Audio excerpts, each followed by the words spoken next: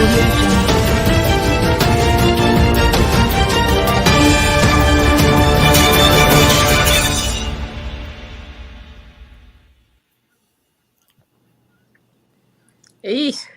good, Prof. Good evening, and welcome to another edition of the Literary Hour. I'm your co-host Jackie Sai, and with me is my Prof, Professor K. Moses Nangbe. And Prof is laughing at me today because my 3 computers refused to work. One crashed, the other one cannot recognize my password, and the third one is not working. So I'm stuck on the low telephone trying, and Prof is in sympathy with me, but he's still laughing at me because that has happened to him sometimes as well. So Prof, how are you?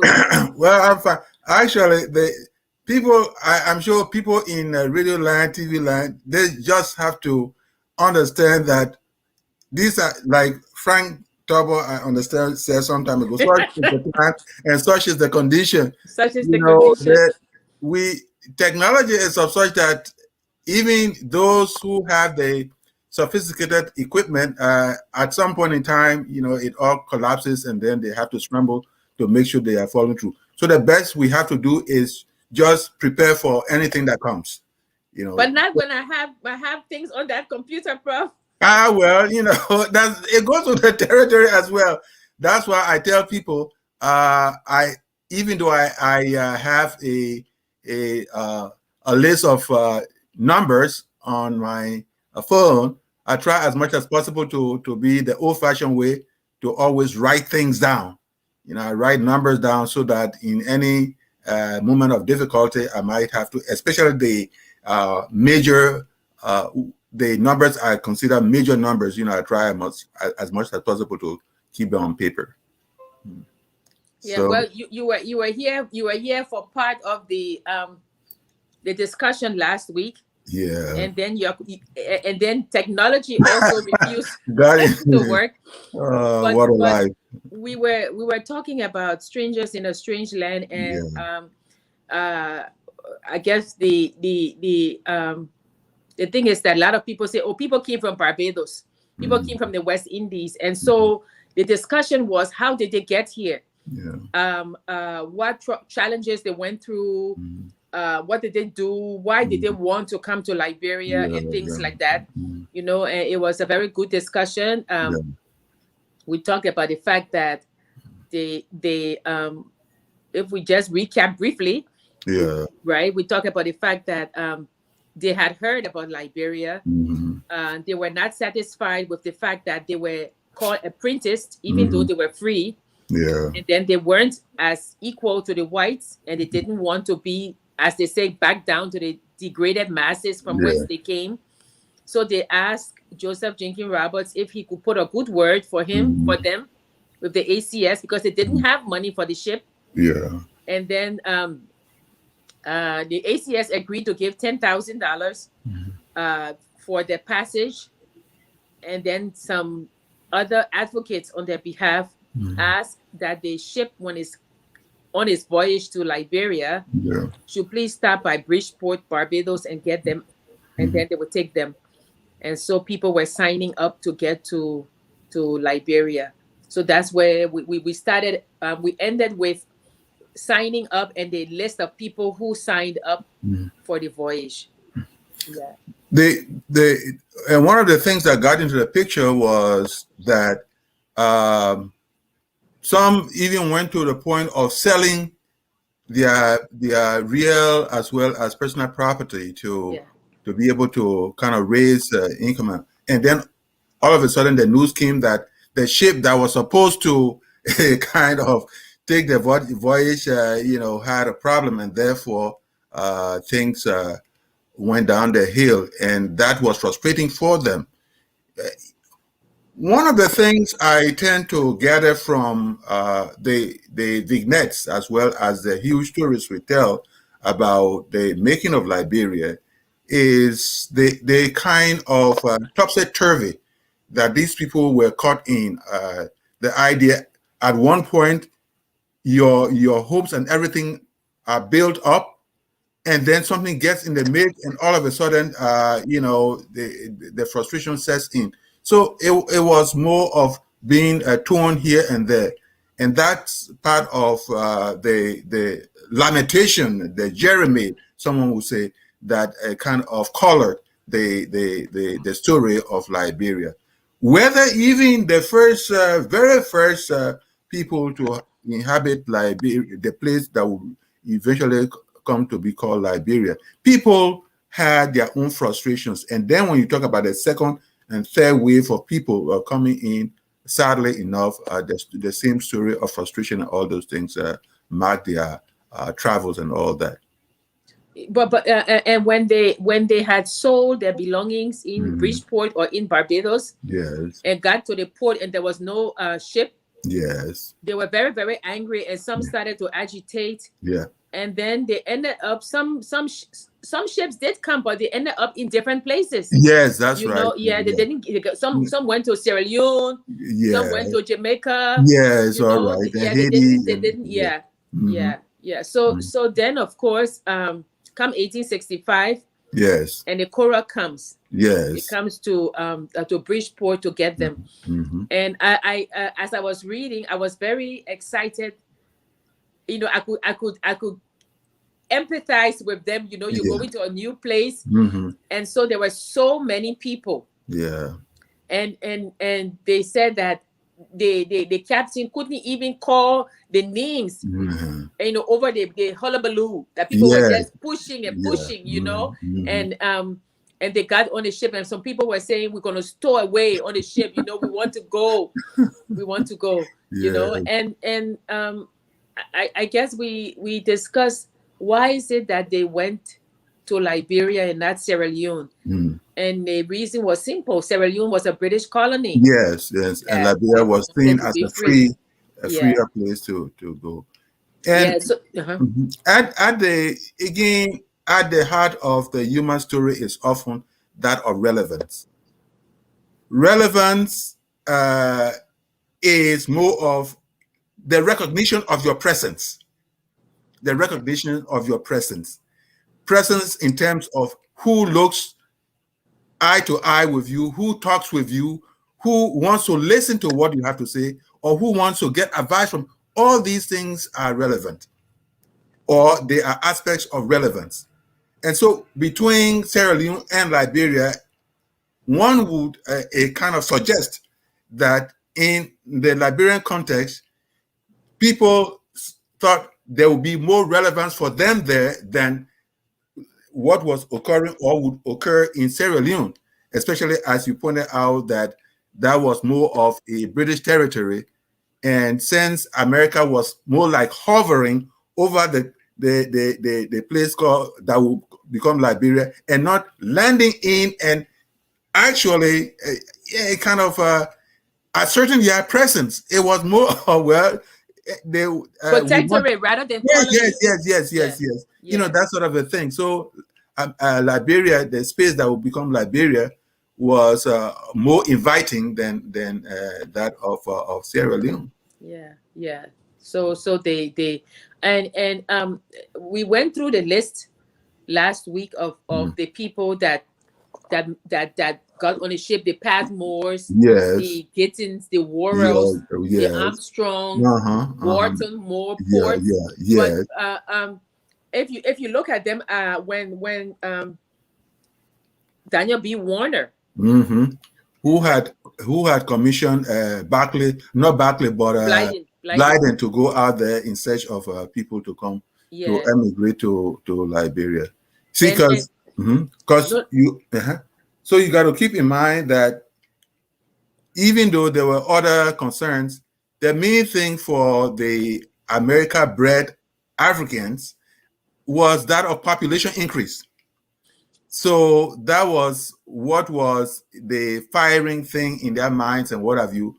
So the whole idea of these people emigrating to Liberia, or the spot to become Liberia, was uppermost. The interesting thing is that Warner and J.J. Roberts, when J.J. Roberts had gone to Barbados, he had said that we want mechanics, we want engineer, well, not engineers. Yeah, he had this list of trade that he needed the people to possess who were coming to Liberia. But it's interesting that of the families that came, they were mostly young people. There were only like 14 that were over 50. Yes. They were very young. So I'm like, what what would they do? What would they do? Because they said that between 40 to 49, there were only 24, but between 20 to 29, there were 58. Well, I guess they were young, but a lot of people came with their children, So I was just thinking that, but these kids are young, So what kind of trade? Well, the thing about it is, I think it was people were trying to be futuristic in terms of, well, here we are, the number that's of an advanced age is not large enough. Who knows? The young people being so many will over time replenish. So it was more of replenishment that was kind of hopeful for providing the hope for the older people, maybe. And their religion was mostly Protestant. Yeah. And they came. So they got on the ship, and luckily it was a calm voyage. Yeah. Right. And it's interesting to note that they said that the manifest, and last time when we were going through the manifest, there were some people asking about relatives, and I looked and we couldn't find some of the names. But Prof, I think that my theory is that I think some of them were stowaways because because they said that there were like 350 something manifest. Yes. When they got to Liberia, it was 360 something. 67, yeah. So what did the other people come from? If nobody died. Nobody died. Yeah. So at least initially. Yeah, initially. But where did this other group come from? Where did they come from, Prof? Yeah. Part of the mystery. It was travel and all that kind of a thing. But they landed. They were greeted. They had a Thanksgiving service. Yes. A highly celebrated one. Yeah. They drank wine with the president. Somebody wrote, yes, they drank wine with the president. Yes. And then they settled in a place they called Crozerville. That they named Crozerville after the benefactors from Philadelphia. Yeah. The Philadelphia Colonization Society. Yeah, Henry Crozerville. Yeah. So they named it, and they went to work, right? So we have now the West Indian population. Yeah. The Americo-Liberian population. Yeah. The Congo or the free recaptured slave population, and then the indigenous people. Yeah. So we have these four coming together. Now, one thing that interests me, if you read the letters, and I'm sorry that I don't have my notes, like I say, is on my computer. Yeah. But they also talk about this Christianizing mission.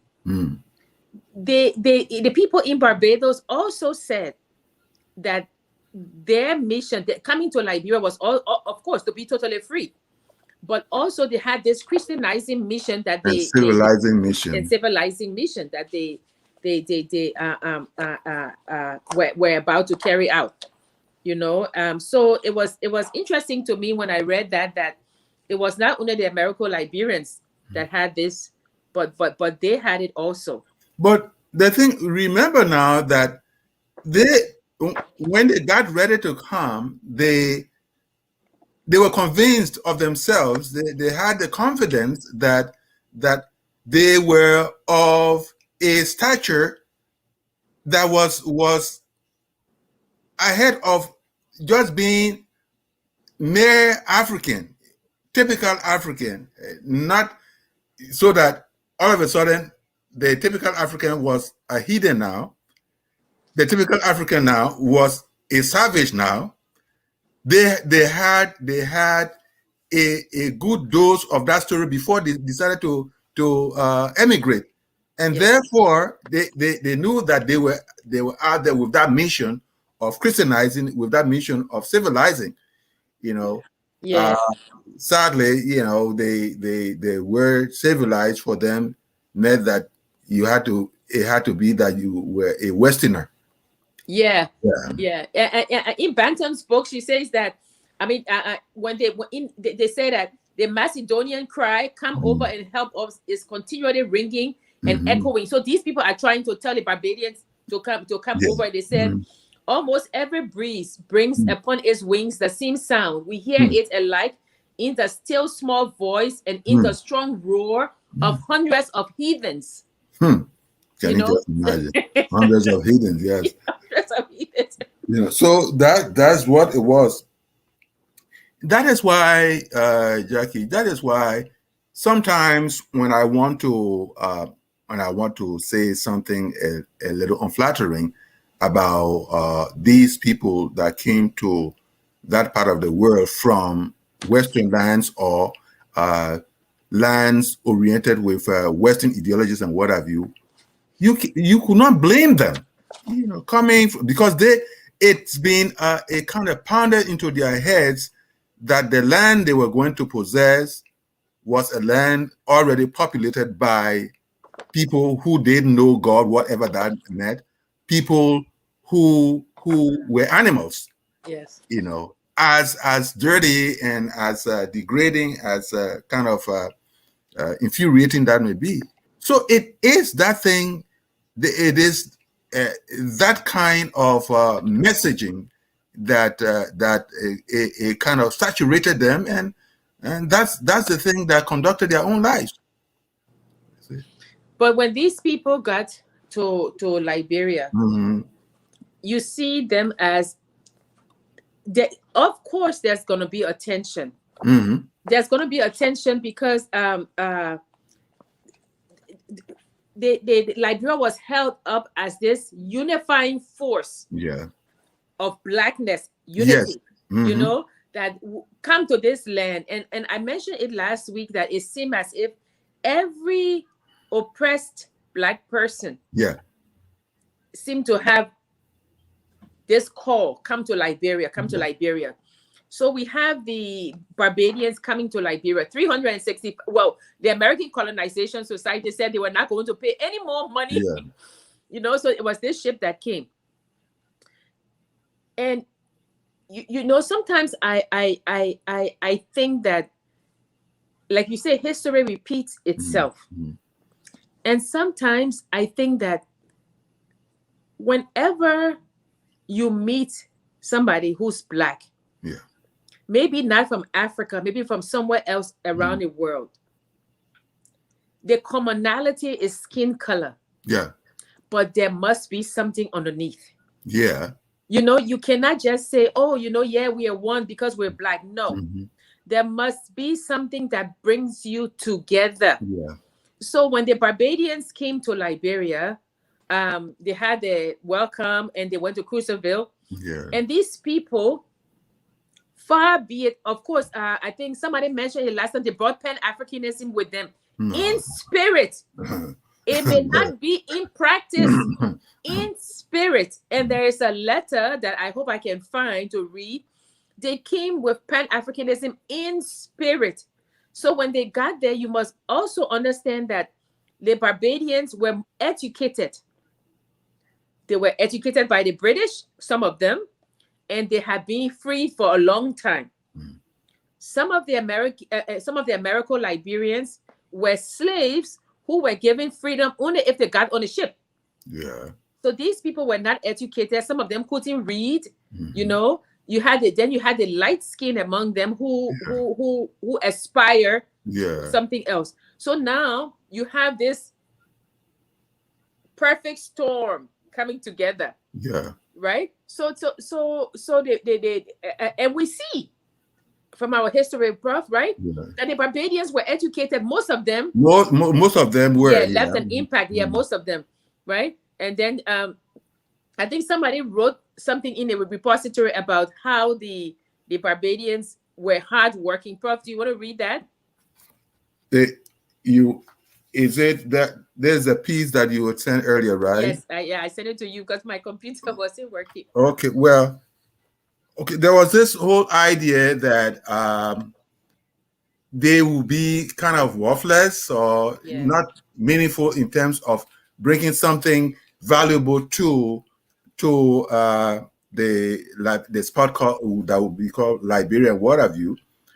But then this guy says fears were entertained a year ago that the immigrants from Barbados in the Cora were not going to prove much of an acquisition to Liberia. It was thought that when compared with the same number of laborers, mechanics, and agriculturalists from the southern portion of America, these Barbadians would lose vastly by comparison. Indeed, some were of the opinion that as a general thing, they were shiftless, wanting in industry and willing to continue to live on the aid which was so nobly reached out to them by the generous Liberians when passing through their acclimation. But time has proved beyond all doubt that those fears were groundless and those opinions so hastily formed were not well founded.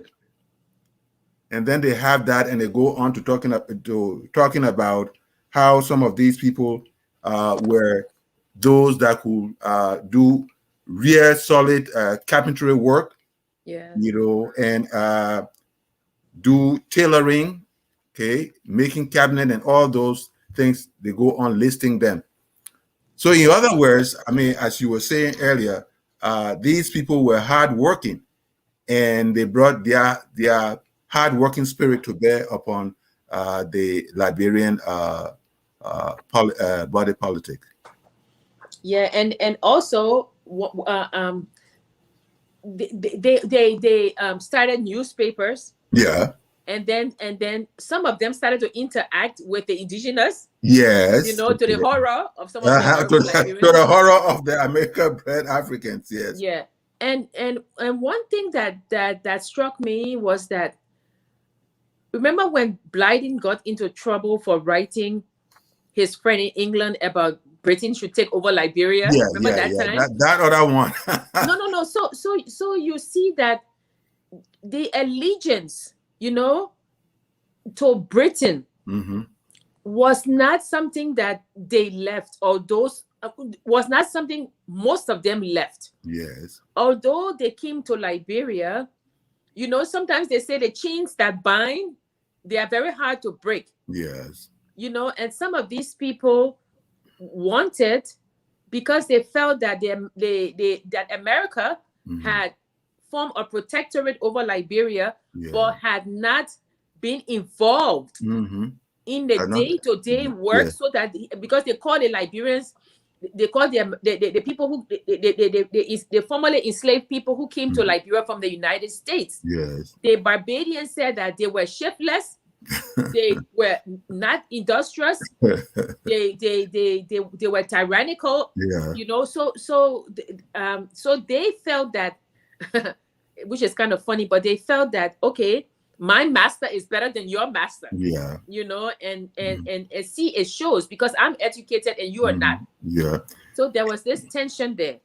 And you need to also bring Blyden into the picture. You can understand why he tended to lean towards British, again, the British help or the British alliance than the American alliance. Of course, that we know about the Blyden story about his rejection because of his skin color from going to America to pursue a degree in theology and all the countries. So all those things kind of fused into the need for alliance more from Great Britain than from America.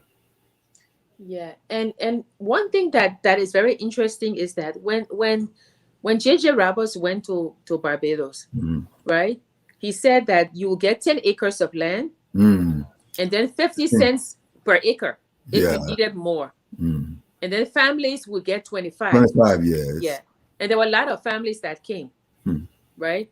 And one thing that that was very interesting when I was reading was the fact that, you know, when the Barbadians came, they were given land and everything. But, Prof, they were not naturalized citizens. They were not, you know, because the Constitution had been written. They said so. Let me just read something. Banton wrote. She said, Barbadian citizenship in Liberia might have been a foregone conclusion. Okay. Right, because of the republic's need for productive labor. Yes. Right. Okay. Upon arrival in Liberia, they were made citizens in a variety of ways. Yeah. Listen, Prof. Receiving property, however, implied that citizenship had been granted upon the landing on Liberian soil. It was but what happened?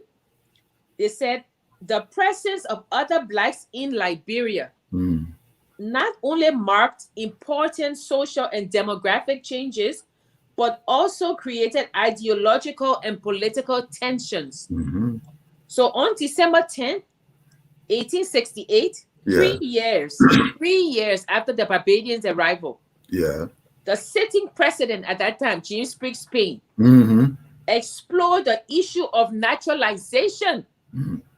So you see, they were not citizens.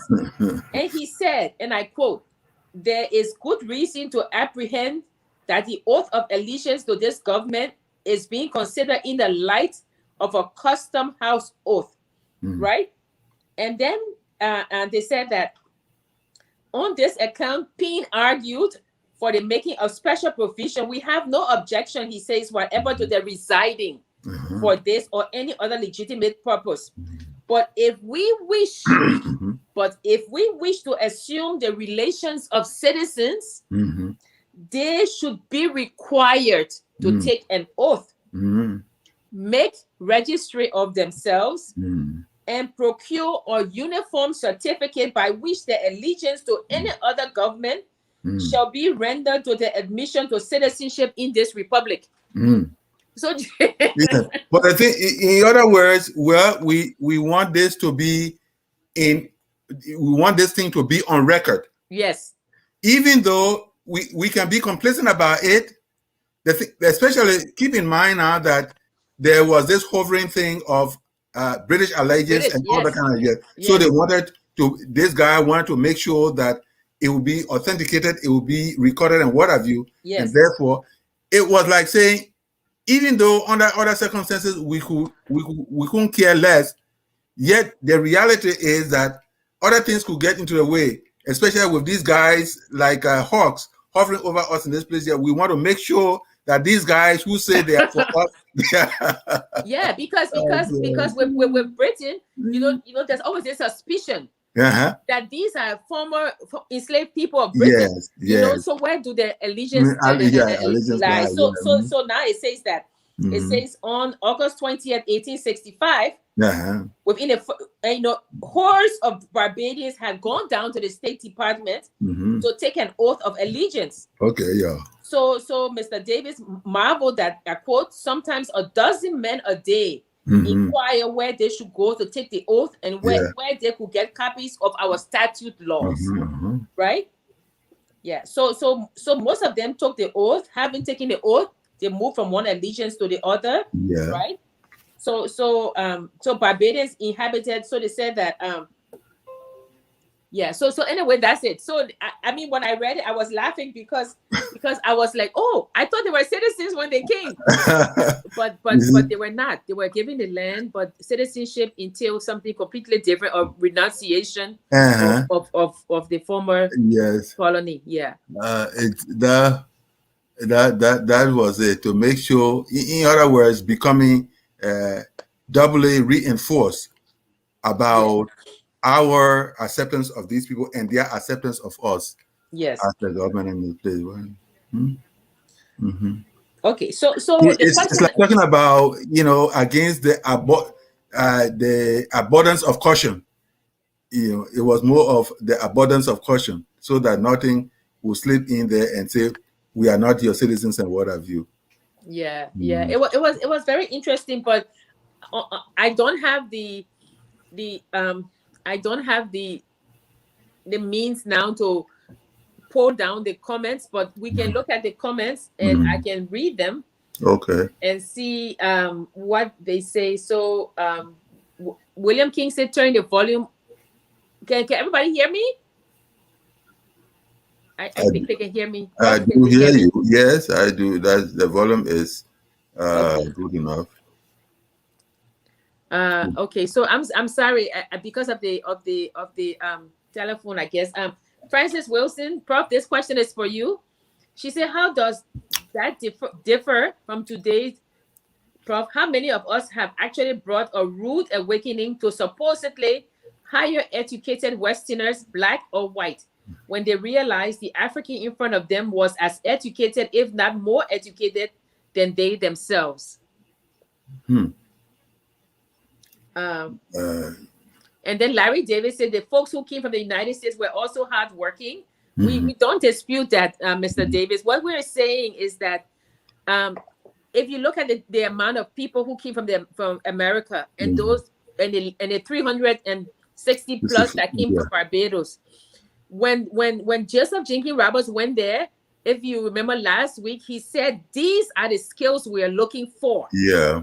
So he had a specific list, and so did Daniel Warner. So we're saying that the people who came, the free people who came from the United States, of course, they were educated people. We have Joseph Jenkins Roberts. We had educated people.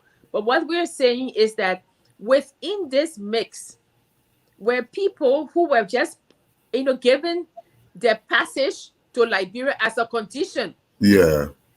For their freedom, and they chose that. So we're not saying that they were not educated, far from it, but we're saying that if you start to look at the impact that the people from Barbados made on Liberia, on the intellectual stage, on the academic stage, on whatever stage, you see that they were educated even a little bit more. And the thing about it is, again, you started off by talking about, then it was more of the numbers game. Yes. There were far fewer people from America who were educated, by the standard of high school education and what have you, as if you look at those that came from the Caribbean world, I always like to use, you find that more in that group. Let us take, for instance, if you had like 100 coming from America, and you had 25 of them by their standards highly educated, and you had 200 from the Caribbean world, and you had 150 of them educated, you can see the difference right there. So it didn't mean that people who came from some of the people that came from America were not educated, but in talking about the numbers game, you found out that more by the numbers were educated when you talk about those that came from Barbados or came from the Caribbean world. That's what we are saying. And Sis Francis says, please understand, heathens in almost every religion is the group that does not serve the God that you believe in. It's true. And it comes with all its accompaniments. Yes, that's true. Heathen, it's like the Islamic group. They have their own word for those who are not who do not profess the Islamic God. Muhammad or whatever. So that's true. Larry Davis said the first 10 Liberian presidents were African Americans. Yes. Okay. Sis Francis says, Jackie, how does that differ from today's Liberians who are continuously running to the godlike international community to come fight their battles for them against their own government. Sis Francis, could you elaborate a little bit more? Yeah, because I guess the thing was that the Americo-Liberians were not sure of the allegiance of the Barbadians, especially since if you remember history, Edwin Barclay Blyden was already making letters to England. Yeah, come take over Liberia, come protect Liberia. We did that before, remember? It was by chance we found a letter. And the only thing that blessed us was, I think the president died before that part. And the next president that came, the Secretary of State told him, "No way are you going to Edwin Barclay." I think it was said, "No way are you going to be a protectorate under your." So over my dead body. Over. Okay. So we come now to something that I wrote down and I want to read. And every time we're talking, people say, "Oh, the Barbadians brought Pan-Africanism. Blyden was Pan-Africanist, right?" And we know that. And I want to read just a little short paragraph, and then we can discuss it. And I quote, this is from Banton. "The very concept of Pan-Africanism was transformed, not just culturally, but also practically. Conceived first in the west of the Atlantic as a monolith, the idea of diaspora was reconceptualized in Africa. For Blacks in the diaspora, Pan-Africanism discourse implied a commitment to inclusiveness and equality, right? One in which all Blacks were citizens. In the post-independence era, however, experiences previously ideologically determined would take political shape as the lives of migrants became bound up with the struggle to sustain the state. This process would erect boundaries around citizenship, right?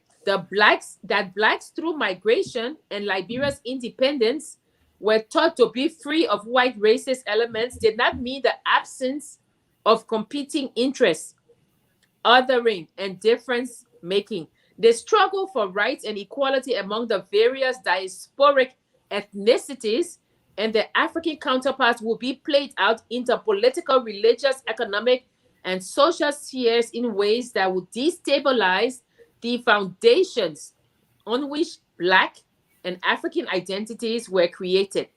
This exposed Pan-Africanism's underlying paradox."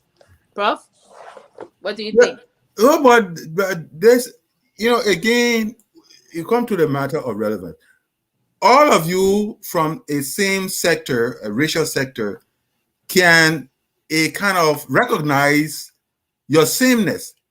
And yet within the sameness, there are bound to be dichotomies. Yes. And these dichotomies sometimes arrest the real interest of a kind of ensuring your Blackness. So if you think about it in the context of a household that comprises obviously of one family, you will find competing interests, either physiological interests or psychological interests and what have you. And when those things get in the midst, then definitely the household that we had been celebrating becomes a disintegrating type of, I will just give, maybe it will be a little outlandish, but what is happening in America within the Democratic Party, where you have the progressives and you have the conservatives, instead of all Democrats coming together, what is happening? The whole thing is like falling apart almost at the seams. So you talk about Pan-Africanism, yes, which is supposed to celebrate the Blackness, yet there becomes what competing interests with respect to psychology, with respect to the physical aspect of it, and all of a sudden the whole thing is breaking down. So the question will always be, does Blackness have to be Blackness all the time, or should Blackness be Blackness all the time? You have to answer that question. sometimes it's not an easy thing to answer. So that's what you find in the process as I see it. So Barton's argument in the book is that people talk about Pan-Africanism as a monolith. It's not them. Equality, inclusiveness for blacks. Yes. And she's saying that Pan-Africanism was reconceptualized. Yes. Right? There was a boundary. The boundaries of citizenship also was reconceptualized at that point. Had it not been, you would say, okay, the blacks, okay, we have land, you're a citizen, right? So reconceptualized in a way where you also have competing nationalities. Yeah. So the question is, what is the reconceptualization? What reconceptualizes it? What is it? She says in the social, political, economic spheres, right? So in the economic spheres, the reconceptualizing is that we are not this one group of people skilled that we're going to move the country forward. Yes. Right? We are people who are skilled in several different occupations. Okay. And there are some of us who are skilled in none. Okay. Right? But surely there's a way to contribute to this building of this country. Okay. Right? So it's a matter of interest. Yes. The configuration of interest becomes the focal point.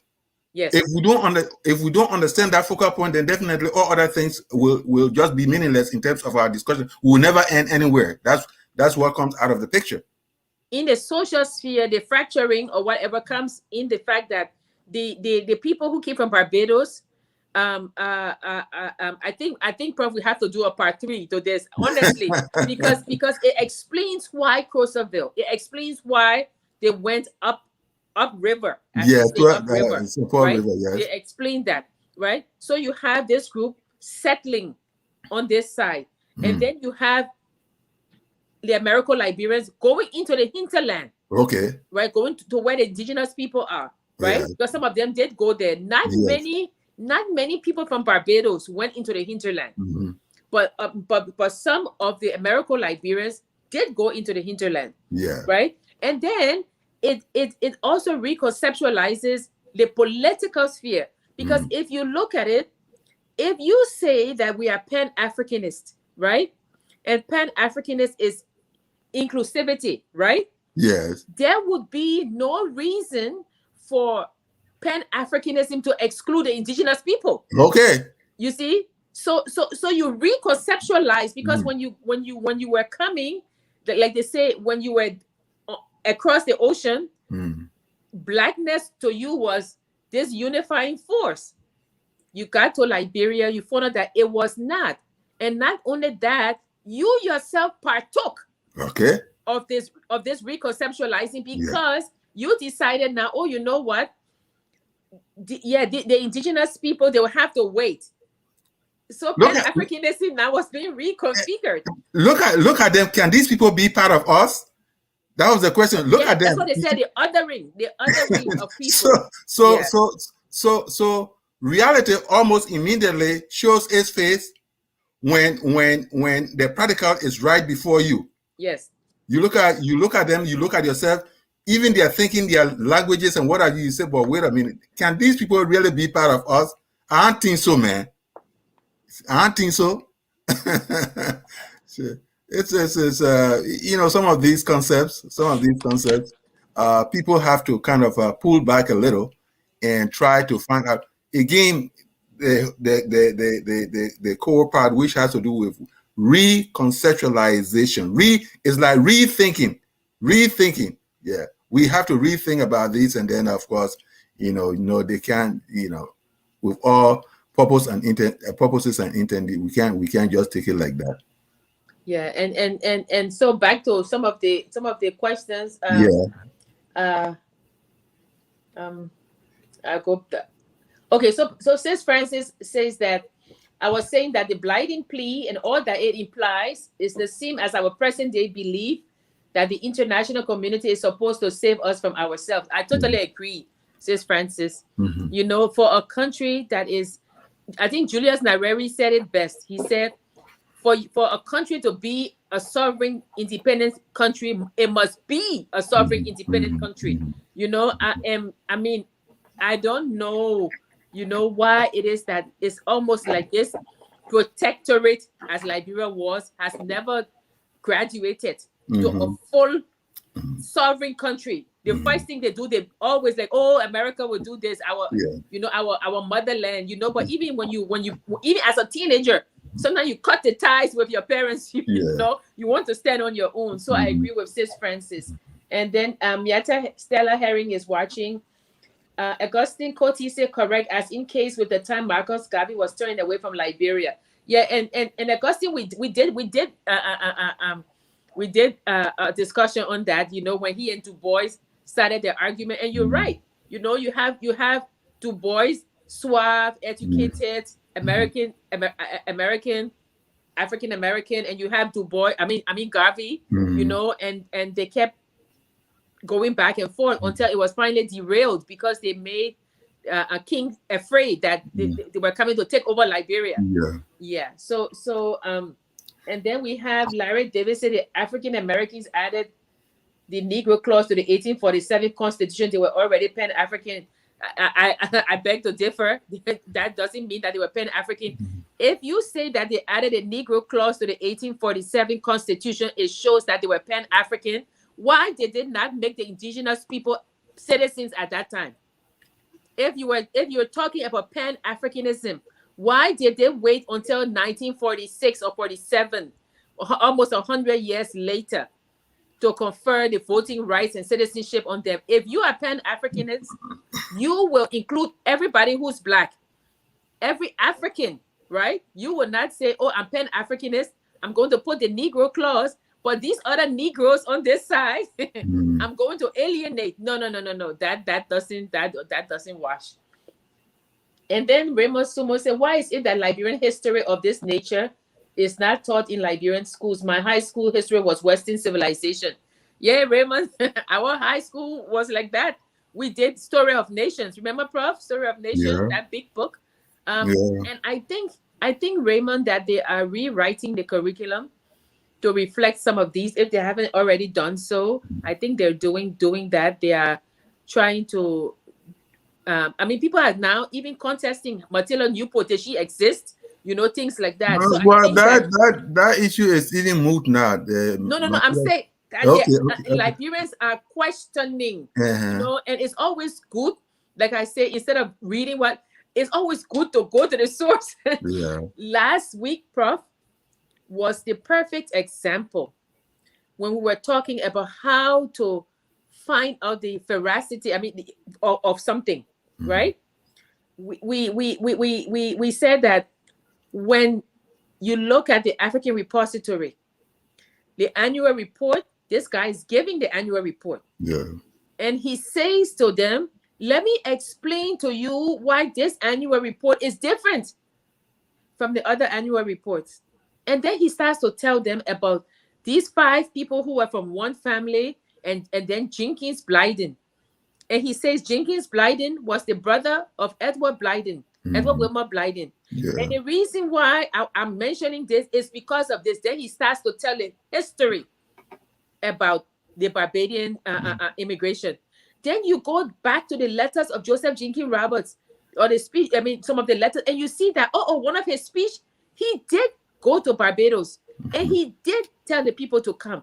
And he did say, I will give you 10 acres. Then you see the speech from Blyden. So all of these things come together to say, it happened. It's a clear representation that it happened. So Raymond, I'm sure they are rewriting the curriculum. Oliver Zodua says, so they use the Black people to spy on each other. That's why I see, and they still use on Black to spy on each other. Sometimes the allegiance was more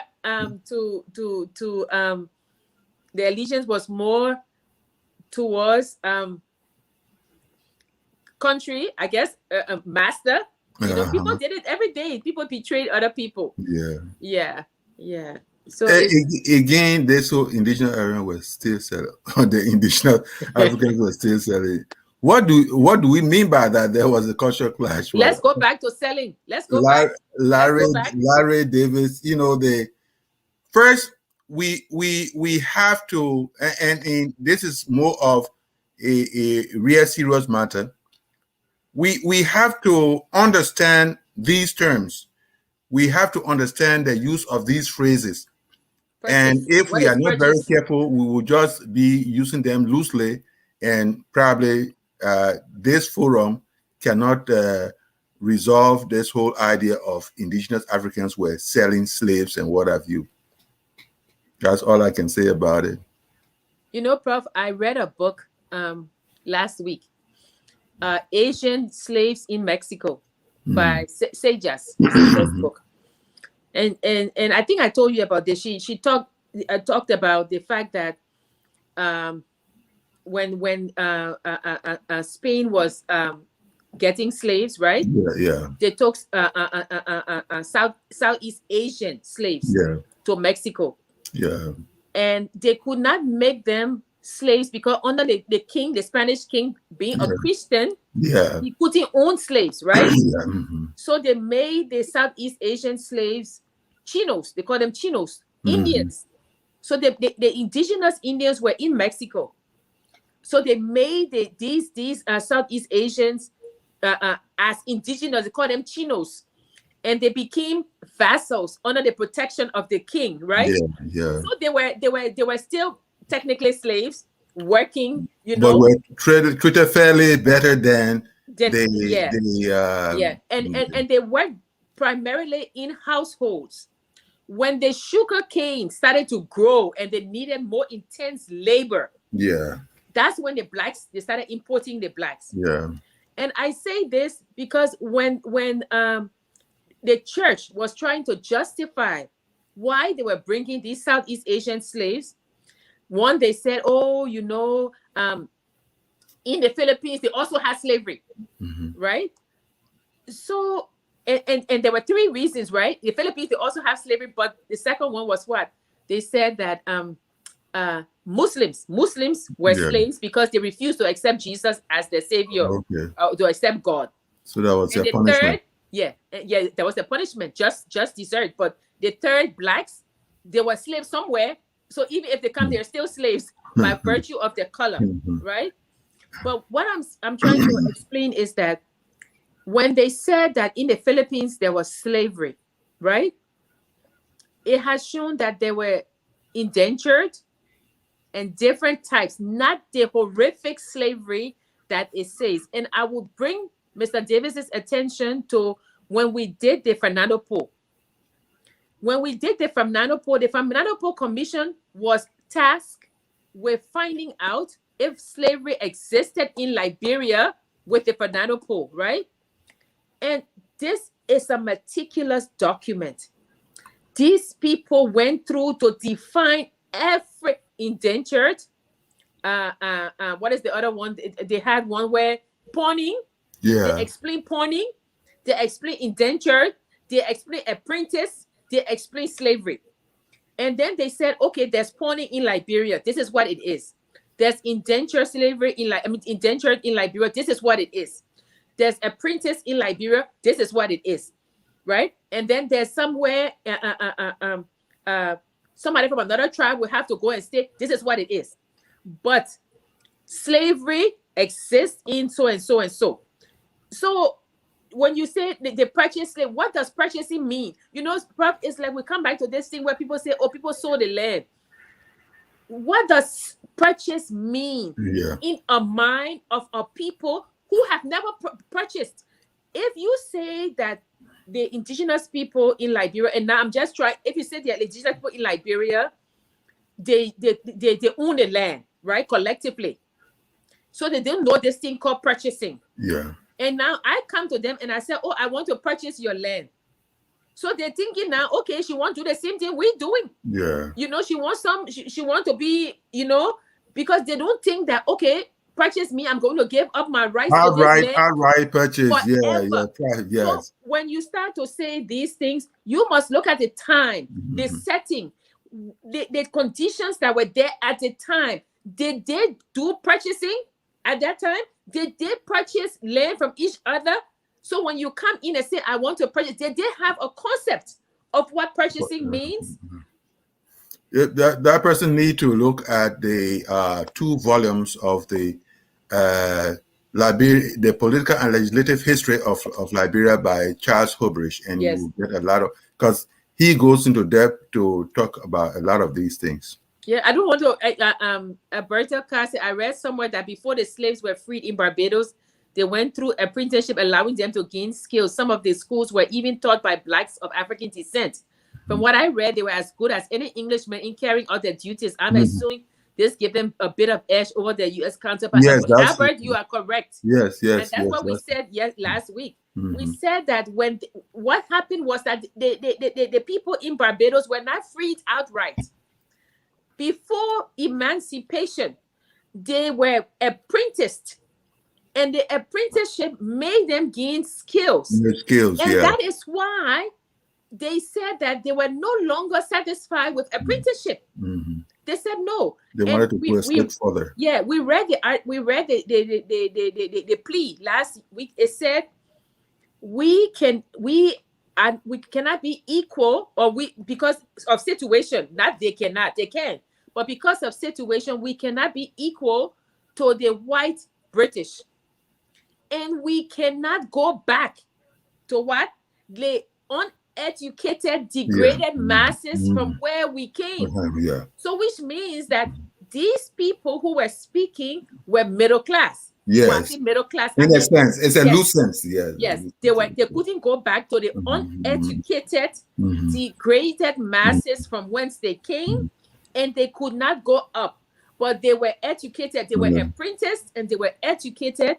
And that's why when they went to Liberia, if Prof had continued reading, you will see that people were saying they were the finest furniture makers. They were the finest. They were librarians, teachers, shoemakers. These people were skilled. And that is why when they decided to leave Barbados to come to Liberia, Britain said no. Britain started to offer them a little bit more, to say, oh, if you stay, we can give you this. But they said, no, we want a nationality of our own, and we want to be completely free. You know, so it wasn't that I totally agree with Albert that they were educated, you know, and they have been free for a long time. Fidel Dennis said, this information is amazing. I'm happy that we now question our history. I'm a chip of the block of all these people of Liberia. Yes. Henry passed away said, you first have to study West Africa was the Negro land, and 15+ million people were taken away from the West Africa. The people who now live in West Africa are people that migrated from Central African nation. Okay. So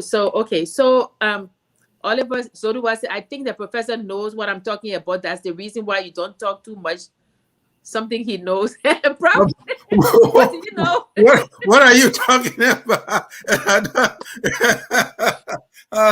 What is it you said? Different countries in South. The original West Africans are in different countries in South America. And yeah. Island county, where from West Africa. Yeah. So, Prof, you know something. You know something. Yeah, well, but I agree. Yeah, they all migrated from other parts. We know that, you know. I mean, when the empires broke away, broke up, it is integrated or whatever, they moved towards the coast. You know, Mali, Songhai, you know, the empires, they moved. We know that. Yeah, well, Carl Burroughs, is he a historian? Did he do history? But even the thing about talking about participating in the slave trading for centuries, yes, what was their involvement in this thing? And you talk about for centuries. You can throw out these blanket statements and what have you, but they must be questioned at the appropriate time. And the thing is that I know Dr. Burroughs did information, right? And what Dr. Shaduri did history. And I respect Dr. Burroughs. I mean, of course, he's known in the Liberian circles, You cannot say to me that the indigenous Liberian participated in the business of slavery when it was maybe 1 or 2 tribes. You cannot group every Liberian into slavery. What is the meaning? What is the meaning of participation? What is the meaning of participation?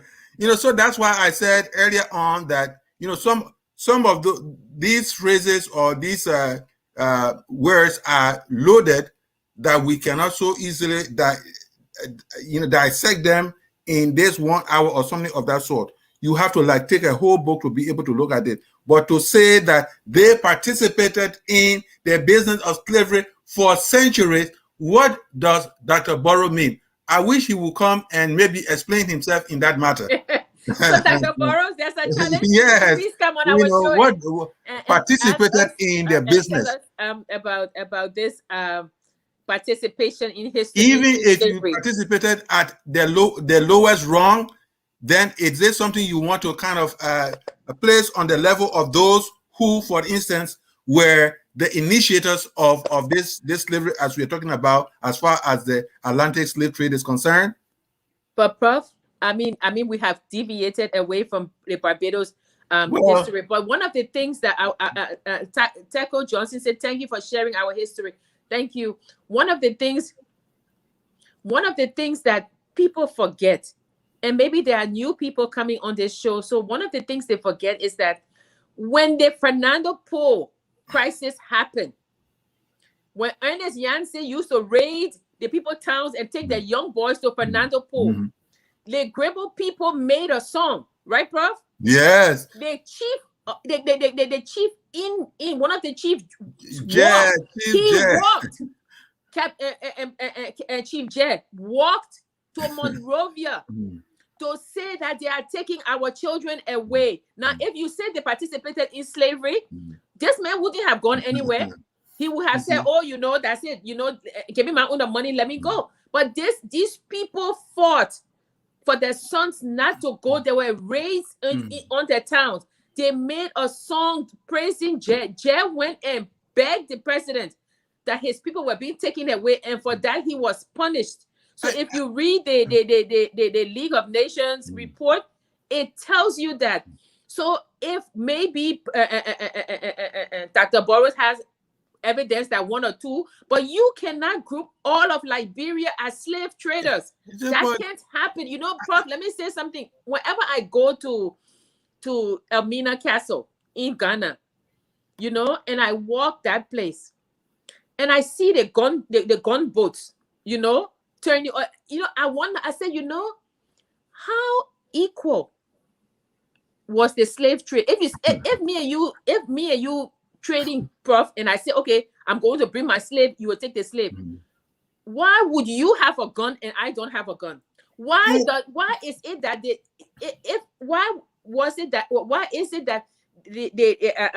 they fortify the castles where they kept the slaves? If you say the people in that country were selling slaves to the colonizers, why you need gun? Why you need gunboat? Why you need all those things? It's very sad. It's very sad where some people interested in a kind of, is it an affirmation trail, or what is it? What is it that will put, using the word participation, what is it that will place the African with our arms and someone who comes in seeking slaves and therefore put people at gunpoint and what have you? Why would you say that they were all in the business of what did he say? Business of participating, selling slaves. Yes. Yeah, like I said, I some of those things I don't want to kind of drag them, when in fact I know for sure that participation calls for being at the same arm's length in trading and what have you, when actually it was not.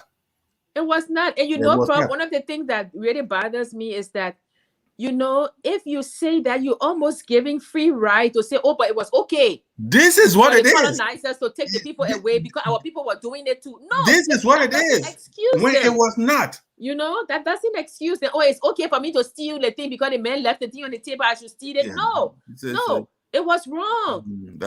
For over hundreds of years to decimate an entire continent. And you should not use that as a justification. Yes, that's an informed statement over there. This is like the rewriting of history that's going on right now. That's why I like to go back to the old 1865 papers and things like that. Because you cannot rewrite history. You cannot say that the people who were armed. That's an egregious statement. That's an egregious statement. If somebody came to my town and say, I have a gun, give me your family, or I will kill you and your whole, you will do it. But that doesn't mean that you're participating. That you are cooperating, that you have accepted, that you are collaborating, and all that kind of thing. That's an egregious statement. Yeah, mother of all, I agree with you. It's time that African stories are told by Africans. Thank you, FOL. Yes, and that's why we always say, Chinua Achebe says, until the lion learns to write, the story of the hunt will always glorify the hunter. And it is time for us to take control. And we have deviated now from the we didn't deviate, because that is part of the telling of the whole story. And that's the telling of Carl Burroughs is from the Caribbean world. Carl Burroughs is from that part of the world. And if we are talking about, and he brings in that part of the thing he's talking about, then of course we have to comment on that before we move on to talking about the Caribbean story. Okay, and William King says, if I may, I think Hilary is saying that possibly the reason why the Americo-Liberians adjusted their Pan-Africanism ideals to a limited group was because they may have observed slave trading on the part of the indigenous people. But William, you must also understand that whether they adjusted or not, what we're saying is that Pan-Africanism was not practiced in its purest form, because forget about them looking at the indigenous people supposedly selling slaves. The Americo-Liberians, when they came, they themselves did not practice Pan-Africanism because they had a hierarchy. The light-skinned Americo-Liberians were up, the dark-skinned Americo-Liberians were below. So they themselves did not practice Pan-Africanism. So adjusting it, they didn't need to adjust it, because when they were coming, they already were coming with what? The civilizing mission to Christianize the savages. So there was no Pan-Africanism in any form at the time. Yes, they thought they were going to come and Christianize them, but it was not, Pan-Africanism was not readjusted when they came and supposedly saw the people selling slaves. No, Pan-Africanism was readjusted on the ship when they were coming, and they realized that, some of us are educated and some of the Americo-Liberians are not educated. Right there, it started to reconfigure itself. William King must accept the fact that when in the early 1800s, when the people got over there, virtually slave shops were all around the place. There, that's what he is saying. It means that the wholesale preoccupation of these people was slavery, this was nonsensical. That's not true, because many of the people were engaged in seafaring activities with the people, and they were getting taxes for that. They who came from America decided to be the middle people, pushing away the indigenous people, and so they had to make up stories and all that. That was part of it. That was part of it. So you can't say that the people were massive. That what you are saying. They were massively selling slaves and what have you, and therefore they had to recalibrate their whole thing about when did Pan-Africanism emerge in that place right away. When did they come about? Let's talk about that.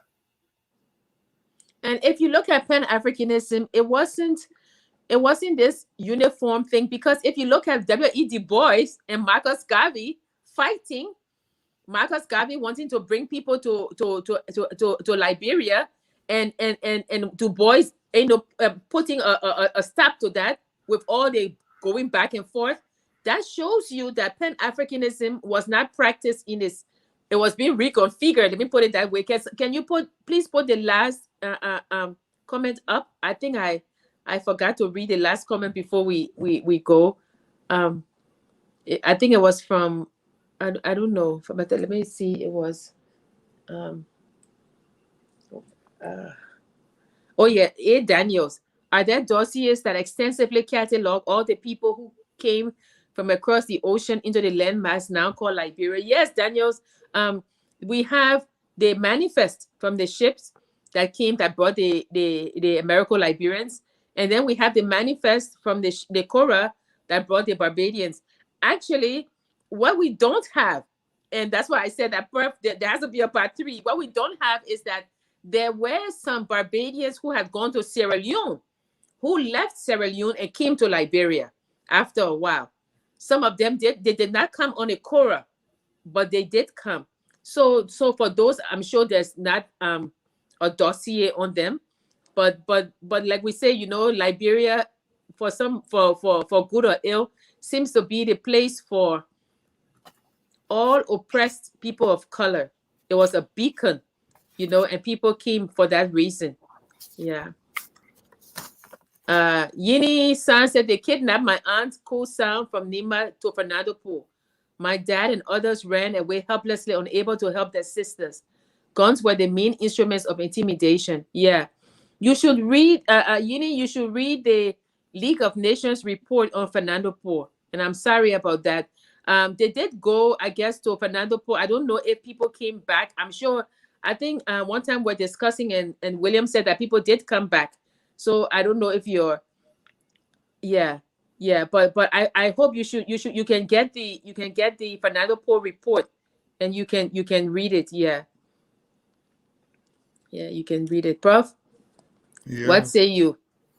You know, I say I the more I hear these nuances, the more I hear some of these little stories that are coming into it, the more I get very excited that this program has its relevance. Even when we're tired. Yes, and there has to be a book or a series of books created revisiting core aspects of the history of our nation.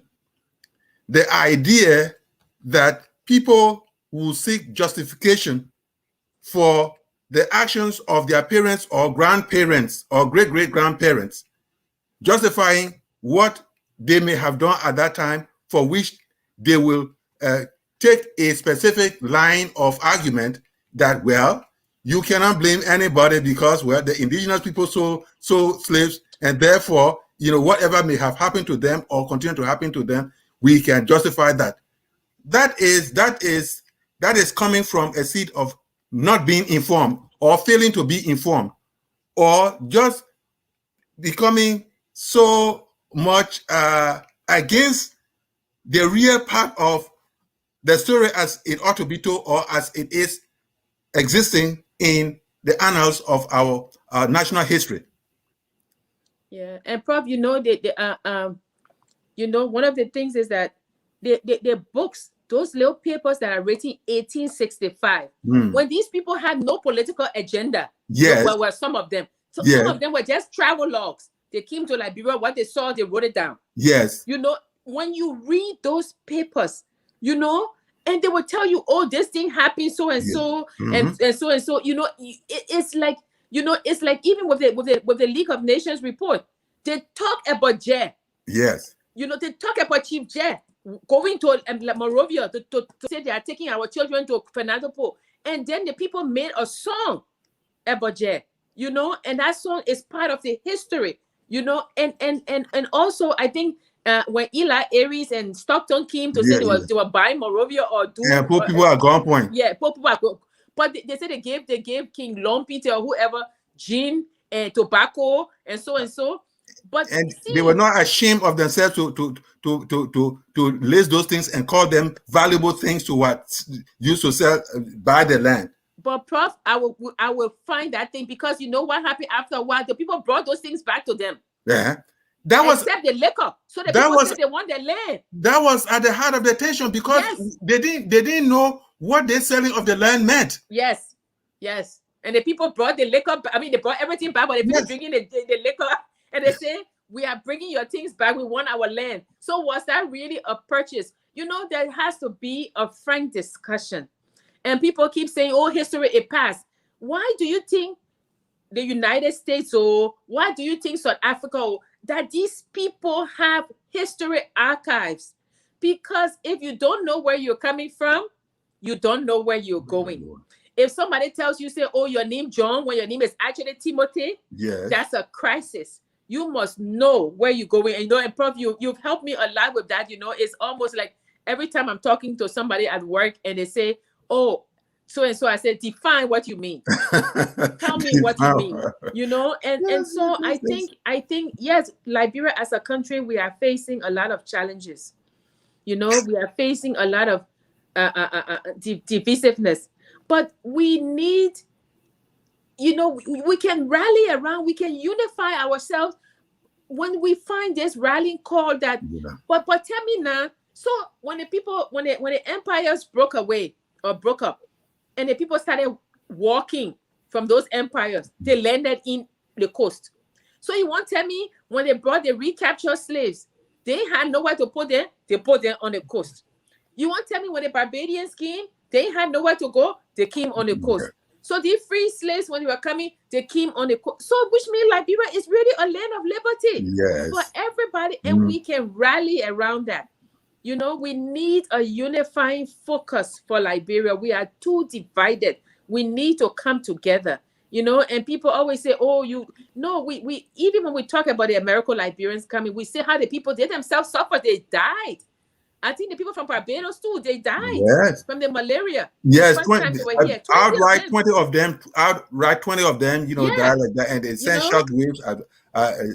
shock waves in the population. Yeah, and the people came from Barbados, they didn't die. When they came to Liberia, after a while, I mean, soon after they died from malaria, whatever, you know. But we always say that this country is a country of hope. Yeah, it's a country that has struggled. Reassurance and everything. You know, people have tried to take over. We fought, get up, sit down, fought, get up, sit down, but we're still standing. We're still here. You know, so we always end by saying, lift Liberia up. Yeah. Lift Liberia up. You know, don't show strangers all the cracks. Fight within, but lift your country up. We have so many things to be proud of. You know, and we're going to continue next week. Even if my computer is not ready, we will continue, and the ancestral spirit will bring those things up. Yes, the ancestral spirit will bring the things up. We'll talk more about the Barbadians, and then we'll talk about other things that actually it's funny because, you know, sometimes we talk about books, literary hour, and then we come into history, which kind of intertwine. Yes. But yeah, I agree with Zodua and the others that we do need a clear curriculum that shows the history of Liberia, devoid of politics. Yes. You know, a clear history of where we've been and where we're going. Yeah. So we thank you. Prof, last comments? We should never, I told somebody earlier on today that just as we take in air to keep alive, a nation can not survive easily when it doesn't understand the contours of its history. I think we Liberians, what we are doing, a kind of peeling back and making sure we understand each epoch in its rightful thinking and its rightful place. We should continue with that. Never lose sight of the history of Liberia, but put it in the proper context. That's what it is. Yeah. So we thank you. We ask you to join us next week. Yeah. Tell others about the show. Let them join us as well, so we can have this discussion again. Yeah. If you want to, if you're a historian or a writer and you want to come on, please feel free to write us and let us know. focusonliberia@gmail.com. We thank you again, and we say mask up. You know, take your vaccine, take your booster. Be safe. You know, and don't forget, as the song reminds us, we are all Liberians. Good night. Yep. We are Liberians. Liberia is our